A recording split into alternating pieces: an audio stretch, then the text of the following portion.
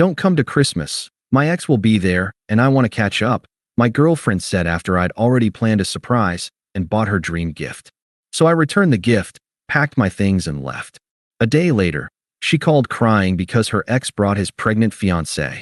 Hey viewers, before we move on to the video, please make sure to subscribe to the channel and hit the like button if you want to see more stories like this. Thanks. The little blue box felt like a lodestone in my jacket pocket, a heavy, happy secret. For 3 months, it had been my compass point. Every time Sarah had scrolled past that jeweler's Instagram post last September, sighing, God, that Art Deco setting is literally my dream, I'd made a mental note. Every time we'd passed the store window in the city and she'd paused, just for a second, I clocked it. The necklace wasn't just a gift, it was a symbol, proof that I listened, that I remembered. It was also the centerpiece of my grand Christmas surprise. Sarah had flown home to her family in Colorado a week early, stressed about finalizing some big project for her marketing firm. I'll just be buried in my old bedroom, she'd said, kissing me goodbye at the airport. It'll be a working holiday until you get here. Christmas Eve will be our real start. Our plan was simple. I'd fly in on the 24th, spend Christmas Day with her huge, noisy family, and then we'd have 2 days alone at a cozy mountain cabin I'd booked before driving back together. But the surprise, my surprise, was that I wasn't coming on the 24th. I was coming on the 23rd. I'd changed my flight, used a chunk of the bonus I'd been quietly saving, and was going to show up at her family's door a full day early, necklace in hand, to sweep her away for a private, romantic evening before the family chaos. I was packing my carry-on when her text came through. It was December 22nd. I was leaving in 12 hours. The phone buzzed on the bed beside my half-folded sweater. I saw her name and smiled, expecting a frantic emoji-filled message about her mom's cooking or her sister's kids. Sarah, 4:18 p.m. Hey, so change of plans for tomorrow. My smile didn't falter. She has no idea, I thought. Sarah, 4:19 p.m., don't come for Christmas Eve. The words were like a short, sharp jab to the diaphragm. The air left my lungs. I stared at the screen, waiting for the punchline, the follow-up. Just kidding. Get here sooner. Nothing. Sarah, 4:20 p.m. Mark is going to be here with his family, and honestly, I just want a chance to catch up with him without it being weird. It's been years. We'll do our thing after New Year's, okay? Thanks for understanding. I read it. Then I read it again. Then a third time, my eyes snagging on the phrases like hooks. Don't come. Mark. Without it being weird. Thanks for understanding. Mark. Her college boyfriend. The one with the trust fund and the condescending smile in every photo. The one who got away. A phrase she'd only ever used once, drunk, and immediately tried to take back. I'd never met him. He was a ghost in our relationship, a benchmark I'd apparently never needed to worry about. Until now. The quiet of my apartment became absolute, a thick, cottony silence. I could hear the hum of the refrigerator, the distant pulse of traffic. I sat down on the edge of the bed, the carefully folded sweater now a crumpled lump under me. My first instinct, stupidly, was to explain, to tell her the surprise, to say, but I'm already coming. I have the necklace. We can still have our night. As if my grand romantic gesture could trump her desire to see Mark. A cold, clear wave washed over me, extinguishing that instinct. This wasn't a negotiation. This was a notification. She had uninvited me from Christmas to make room for a ghost, and she'd done it via text, the day before. I picked up the phone. My fingers were steady. I didn't call. I typed, me. 4:25 p.m. I need you to explain this to me. Call me. 5 minutes passed. Then my phone rang. Her face flashed on the screen, a picture I'd taken of her laughing in sunlight. It felt like a relic from a different life. I answered. Hey. Hey, she said. Her voice was light, slightly impatient. There was noise in the background, family noise. Dishes clattering, a kid yelling. Normalcy. You got my text? I got it. You're uninviting me so you can catch up with Mark. I kept my voice flat, devoid of the tremor I felt in my chest. She let out a short, exasperated sigh. God, don't say it like that. It's not an uninvitation. It's just complicated. The Andersons are old family friends. He's in town, he's going through some stuff, and I just need to be there for him as a friend. You being here would make it tense. You'd be sitting there, and I'd feel watched. I absorbed the logic. He's going through stuff. I need to be there for him. At Christmas, in her family home, my presence would be an obstacle to her support of another man. You need to be there for him, I repeated slowly. At Christmas. And I'm what in the way? See, this is why I didn't want to get into it. Her tone sharpened, a familiar defensiveness that usually preceded an argument she was determined to win. You're making it about you. It's one night. It's not a big deal.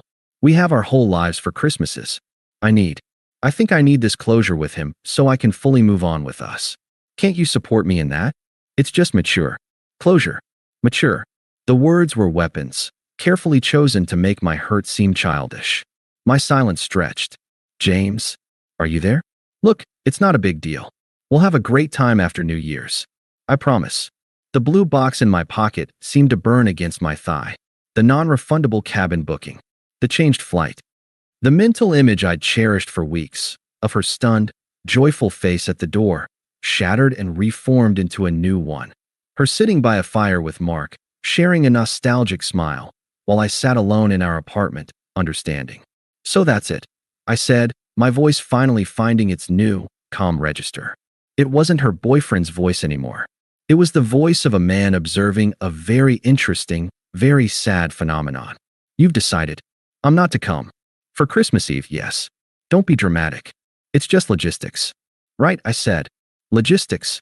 So, we're good? She asked, the impatience returning. She was already moving on, mentally, to whatever catching up entailed. Yeah, Sarah, I said, looking around the bedroom we shared, at the life I'd thought we were building. We're good. I ended the call. I didn't wait for her goodbye. For a long time, I just sat there. The anger came, a hot, red wave, but it crested and broke quickly against the sheer, absurd cliffs of her disrespect. What was left in its wake was a profound, almost peaceful clarity. The how could she questions dissolved. She could. She did. The why was irrelevant. The only relevant fact was the action itself. She had chosen the possibility of Mark over the certainty of me, on one of the most significant nights of the year, and she had done it with the casual cruelty of someone canceling a haircut. I stood up. The first move was mechanical. I opened my laptop, navigated to the airline's website, and canceled my flight. The credit would go to my account.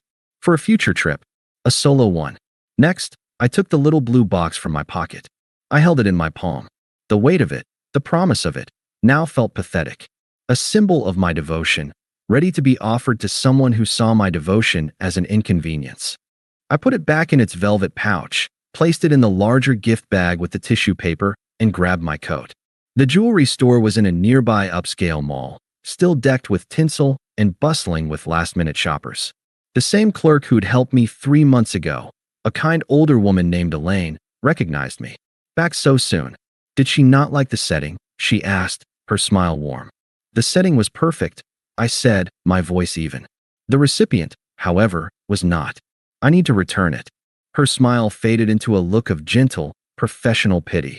She didn't ask for details.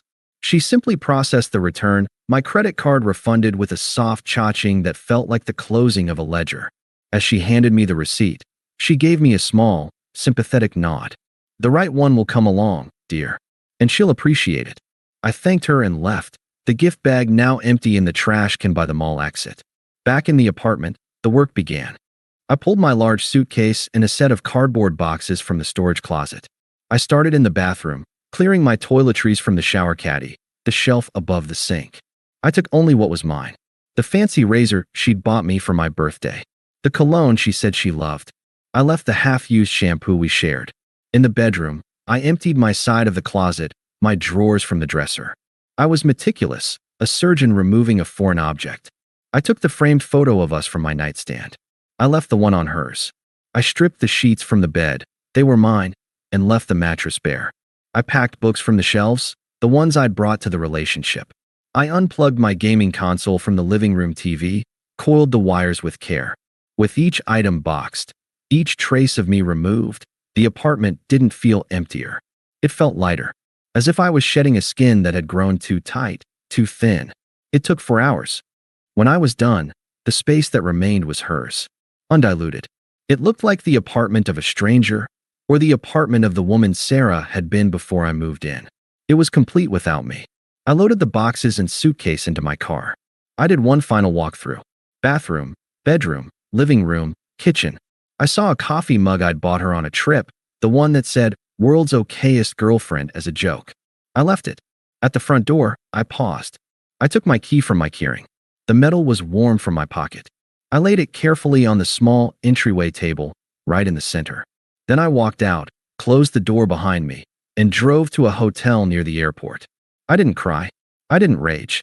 I felt a vast, echoing quiet. I ordered room service, watched a meaningless movie, and slept a deep, dreamless sleep. The hotel room was a capsule of sterile quiet.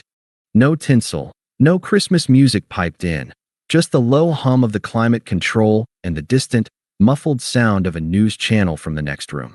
I woke on the morning of the 23rd, the day I was supposed to be surprising her, and felt not devastation, but a hollow, clean simplicity. The grief was there, but it was a distant thing, locked behind a thick pane of glass. More present was the sheer relief of having acted, of being free from the waiting, the wondering, the pathetic hope that she'd change her mind. I spent the day in a state of productive detachment. I found a storage unit near my office, rented it for 3 months, and moved all the boxes and my suitcase from the car into the small, concrete space. It was an act of temporal bracketing. This is the interim. This is not my life anymore. I then drove to the only place that felt like a refuge, my older brother's house in the suburbs. Mike took one look at me on his doorstep, my expression flat, no luggage in hand, and didn't ask a single question. He just pulled the door wider. "Beer's in the fridge. Couch is yours. The kids are hyped on sugar and wrapping paper. Fair warning." It was perfect. The chaotic, loving noise of his family was a balm. I helped my nephew assemble a bewildering Lego spaceship, listened to my sister-in-law's work drama, and ate 3 helpings of lasagna.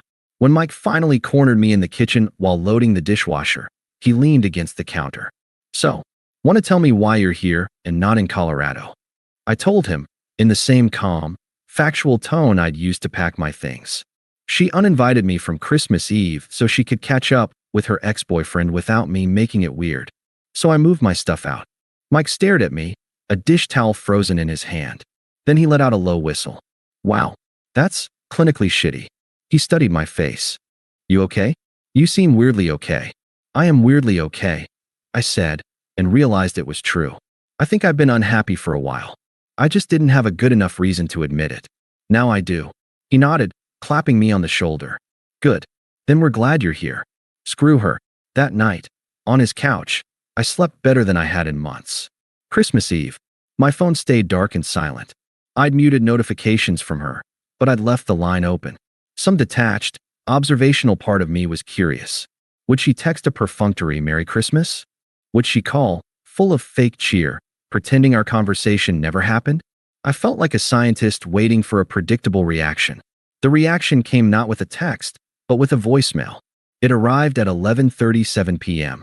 I was playing a video game with my nephew when I saw the notification. I waited until he was distracted by a flashy cut scene, then put my headphones in and walked to the guest bathroom, locking the door. I pressed play. The sound that came through was not the Sarah I knew. It was a raw, wet, shattered version.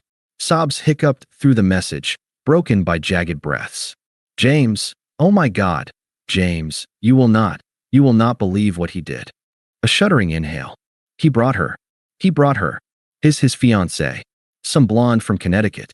And she's. Her voice dropped to a horrified whisper. "She's pregnant. Like, really pregnant. Showing." And he made a whole big toast, holding her hand, going on about how this Christmas was a full circle moment and how excited they were to start their family. There was a sound like she was covering the phone, a muffled wail. Then she came back, her voice trembling with a toxic mix of heartbreak and fury. "He did it on purpose. To humiliate me. He knew I'd be here. He asked if I'd be here. My whole family saw the whole thing. My mom keeps giving me these looks. My dad just left the room. Everyone is pretending it's fine, but it's a massacre in here." She broke down again, the crying uncontrollable. Then a shift. The desperation turned outward, toward me. The tone became pleading, childlike. "I need you. Please. I'm so stupid. I see it now. I see everything so clearly. He's a monster. And you're my person. Please, can you just call me back? Just talk to me." Tell me it's going to be okay. I've never needed you more than I need you right now. Please, James. The message ended. I listened to it twice. The first time, I tracked the facts, the pregnant fiancé, the public spectacle, her humiliation. The second time, I listened to the subtext. Not once did she apologize to me. Not for uninviting me, not for choosing Mark, not for her cruel dismissal. Her regret was entirely self-focused. She was humiliated, she was stupid, she needed comfort. I was merely the utility she now required, the emotional first aid kit she discarded but now expected to find fully stocked. I felt nothing. No vindication, no schadenfreude. Just a cold, final confirmation. The woman in that voicemail was the true Sarah. The one I'd lived with had been a pleasant facade. This desperate, self-absorbed, entitled person was the reality. I deleted the voicemail. I did not call back. The text began on Christmas morning. Sarah, 9:14 a.m. Did you get my message? I'm really hurting. Sarah, 11:02 a.m. I can't believe you're ignoring me on Christmas. This is so cruel. Sarah, 2:48 p.m. My family is asking where you are. I don't know what to tell them. You're making this so much harder. The blame shifting was immediate and breathtaking. I was being cruel. I was making it hard. Her actions had vanished from the narrative. I pictured her, sitting amidst the torn wrapping paper and her family's pity, weaving a new story where she was the victim of two heartless men. I didn't block her. I watched the story unfold in real time, like scrolling through a tragic, poorly written blog. The climax of Act 2 came late, on the 26th. Sarah, 10:17 p.m., so that's it? You're just going to ghost me after 4 years? I'm sitting here devastated and you're being so cold. This is so like you to run away when things get emotionally difficult. To just shut down. Mark was right about you. He said you were passive and wouldn't fight for anything. I guess he saw it too. There it was. The mask, fully off. The anger, the lashing out, the direct quote from the enemy camp. Mark was right about you. The sentence hung in the digital air, toxic and revealing. It confirmed everything. They hadn't just caught up. They dissected our relationship. My character had been a topic of conversation between them. She had sat there and listened to her ex-boyfriend critique me, and she had stored his assessment away to use as a weapon now. A strange sense of peace settled over me. This was the gift. This text was the final, definitive release. She had shown me the last, hidden corner of her disrespect. There was nothing left to see. My fingers hovered over the screen. This was the moment for the final response. It needed no anger, no lengthy rebuttal. It needed to be a simple, factual statement of the new reality.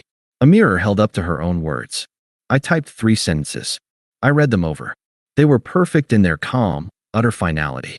They contained no emotion, no sympathy, no hook for a reply. They were a door closing, a book being shelved. I pressed send. Me. 10:23 p.m. I listened to your messages. What happened with Mark sounds like it was exactly what you asked for, a chance to catch up. You got it. I've moved on. Don't contact me again. Then, and only then, I blocked her number. I went to the living room, where Mike was watching a basketball game. You look lighter, he grunted, not taking his eyes off the screen. I am, I said, and I meant it. The cord was cut. The silence that followed wasn't waiting. It was just silence, and it belonged entirely to me. The silence after sending that text wasn't empty. It was full, thick with a peace I hadn't known in years. It was the sound of a constant, low-grade alarm finally being switched off. I stayed at Mike's for a week, a ghost in the cheerful chaos of his post-holiday household, slowly reassembling myself. The first thing I did was find a new apartment, a modern, compact one-bedroom downtown with a view of the river and no memories in the walls. It felt less like a home and more like a command center for a new life. I liked it that way. I threw myself into work. The project I'd been coasting on, the one I'd deprioritized to plan the Christmas surprise, suddenly had my full, furious focus. I was the first in the office, the last to leave. My boss, a perceptive woman named Clara, called me into her office in mid-January. I don't know what you've done with the easygoing James from Q4, she said, steepling her fingers, but I'd like to keep this version. The Henderson proposal was exceptional. I'm putting you forward to lead the new Aerospace Division liaison team. It's a significant promotion, and it requires a trip to their headquarters in Seattle next month. You interested? A promotion. Travel. A reason to be in the office past dark. It was a lifeline thrown to a man who was already swimming, but I grabbed it with both hands. Absolutely, I said and meant it. The messages from Sarah didn't stop with the block. They just changed channels. A week after New Year's, my screen lit up with a call from Lisa, Sarah's mom. I stared at it.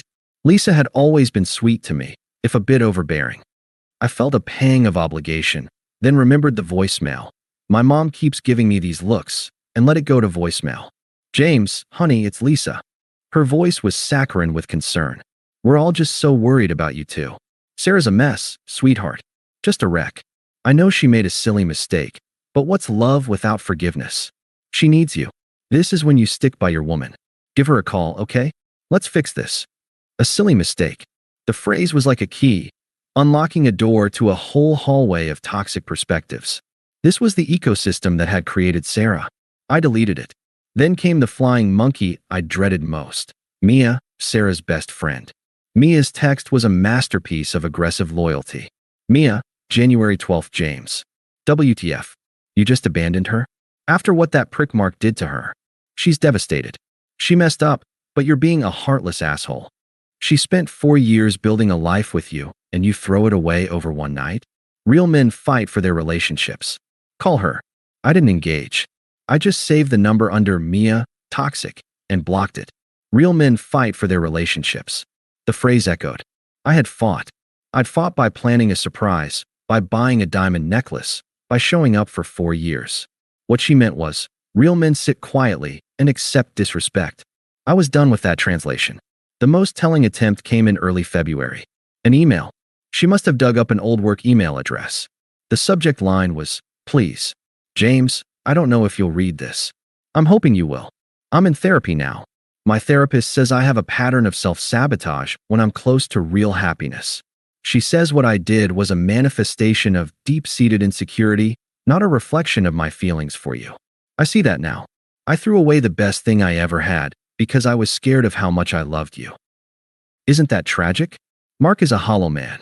What he did confirmed everything you probably think of him, but it also showed me the stark contrast. Your solidity, your kindness, your quiet strength. I was too blind to see its value until I was surrounded by his flashy nothingness. I am not asking for you back right now. I am just asking for a conversation, a chance to apologize to your face. For closure, for both of us.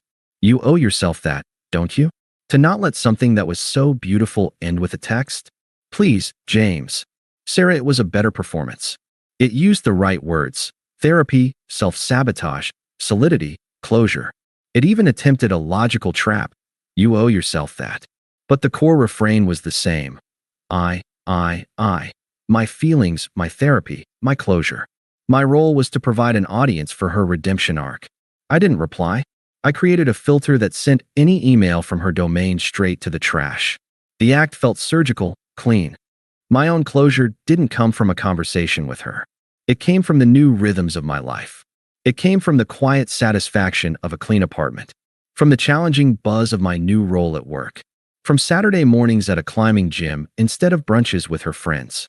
From reconnecting with my own friends, who cautiously, then enthusiastically, welcomed back the version of me they remembered before Sarah, the one who laughed easier. I was moving on, not with a dramatic flourish, but with a steady, daily commitment to a life that was entirely mine. She was becoming a distant, unpleasant memory, like a bad flu. Until the wedding. The invitation to Ben and Chloe's wedding had arrived months ago, a save-the-date when Sarah and I were still a unit. Ben was a college friend of mine. Chloe had become friendly with Sarah by association. I'd RSVP'd for two, long before Colorado. In the whirlwind of the new job and the move, I'd forgotten about it. A reminder email in late April jolted me. We can't wait to celebrate with you and Sarah. It chirped. I stared at it. This was the first real-world collision. The public test. I could not go. That would be the easiest, cleanest thing. But something in me rebelled against the idea of hiding. Hiding was what I did when I was with her, making myself smaller to accommodate her moods, her social wants. I wasn't that man anymore. I wrote back to Chloe, a short, gracious note explaining that Sarah and I were no longer together, that I wished them all the joy in the world, and that I would completely understand if a +1 was no longer feasible. I offered to bow out. Chloe's call was immediate. James, oh my God, are you okay? Of course you're still coming. Ben would be devastated. Please come. It'll be good for you. So I went. I bought a new, better-fitting suit. I went alone. The wedding was at a vineyard an hour north of the city. It was a perfect May evening. As I walked into the cocktail hour on the terrace, a flute of champagne in my hand, I saw her. She was standing with Mia and a few others from her periphery. She was thinner. Her laugh at something Mia said was too loud, too sharp. She was wearing a dress I recognized, one she'd bought for a wedding last year, when she'd spent the entire car ride home criticizing the bride's choices. Her eyes scanned the crowd, restless. They landed on me. The look on her face was a quickly shifting slide. Shock, a flash of hope, then a hardening into performative hurt. She whispered something to Mia, who glared in my direction. I gave a small, neutral nod and turned to find Ben, clapping him on the back, genuinely happy for my friend. I thought that might be it. Acknowledgement. I could avoid her all night. I was wrong. She cornered me by the stone wall overlooking the vineyards, as the sun began to dip below the hills. She'd clearly been working up to it, fueled by Pinot Grigio. James. Her voice was soft, tremulous. The therapy voice. Sarah, I said, my tone polite, the way you'd address a colleague you barely know. You look good. She said it like an accusation. Thank you. You look well. A harmless, social lie. The pleasantries evaporated. She took a step closer, her eyes searching mine for the hurt, the anger, the love, anything to hook into. She found nothing but a calm, polite distance. It unnerved her. I got your text, she said, the tremble becoming more pronounced. That was so cold, James. After everything. You just dismissed me. I took a sip of champagne. I stated a fact. There was nothing left to discuss. Nothing left to discuss? A flash of the old anger quickly reigned in. We were together for 4 years. We talked about marriage. You just walked away without a fight. You made your choice perfectly clear, I said, my voice still even. I respected it. I removed myself from the situation you wanted. That wasn't the situation I wanted. Her whisper was fierce. I wanted closure with the past, so I could be fully present with you. You didn't understand. I understood, I said, finally meeting her eyes directly.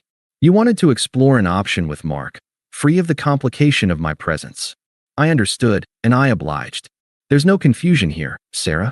The blunt, unvarnished truth of it, stated without malice, took the wind out of her. Her eyes filled with theatrical tears. He used me. He humiliated me. My whole family saw. I've never been so alone. I waited. She was waiting for me to say, I'm sorry that happened to you. To offer the comfort she demanded in the voicemail. I said nothing. The silence stretched, becoming heavy, awkward. Her tears dried up, frustrated. So that's it, she finally asked, her voice small. You feel nothing? After all we had. This was the moment. The final response wasn't in a text. It was here, in person, with the golden light of a setting sun casting long shadows. I feel, I said, choosing my words with the same care I used in my new job, that the person I was committed to no longer exists. The choices you made revealed her. I'm more than that person. Now I'm building a life that doesn't include the memory of her or the consequences of her choices. What you feel or what you need isn't a currency I deal in anymore. She blinked, the clinical phrasing leaving her flustered. Currency? What does that mean? I'm not a transaction. It means, I said, my tone finally warming with a faint, unshakable amusement, that you're asking me to invest emotional energy in a venture that already bankrupted me once. I've closed that account. I'm focused on profitable ventures now. I saw the comprehension dawn, and with it, a final, desperate spite. Profitable? Like your little promotion? Mia told me. You think that makes you happy? You're just hiding in your work. You're alone. At that moment, Clara, my boss, walked over, seamlessly inserting herself into the circle. She placed a hand lightly on my arm, a gesture of casual, professional fondness. James, sorry to interrupt. The Henderson team lead just arrived. He's eager to meet you before Monday. Do you have a moment? I smiled, a genuine, easy smile. Of course. I turned back to Sarah. Her face was pale, her eyes wide, taking in Clara's confident presence, the mention of the prestigious client, the easy way I inhabited a world she knew nothing about. If you'll excuse me, I said, my voice the epitome of polite finality. I didn't look back as I walked away with Clara. I didn't need to. I had seen it in Sarah's eyes, the dawning, horrifying realization that her worst fear had come true. She was irrelevant. The story she'd been telling herself, of my pining, of my hidden hurt, of a love she could salvage, was a fiction. I wasn't hiding in my work. I was thriving. I wasn't alone. I was surrounded by respect and new possibilities. And the man she had discarded wasn't broken. He was simply gone, replaced by someone calmer, stronger, and utterly uninterested in the wreckage she'd left behind. The band started playing inside. The smell of dinner wafted through the air. I shook the hand of the important client, my mind fully engaged in the promising future. Somewhere behind me, in the gathering twilight, a ghost from my past was finally fading away, and I didn't spare a single thought to watch her go. Thanks for watching. Make sure to subscribe to the channel and hit the like button. What do you think about this story? Share it in the comments.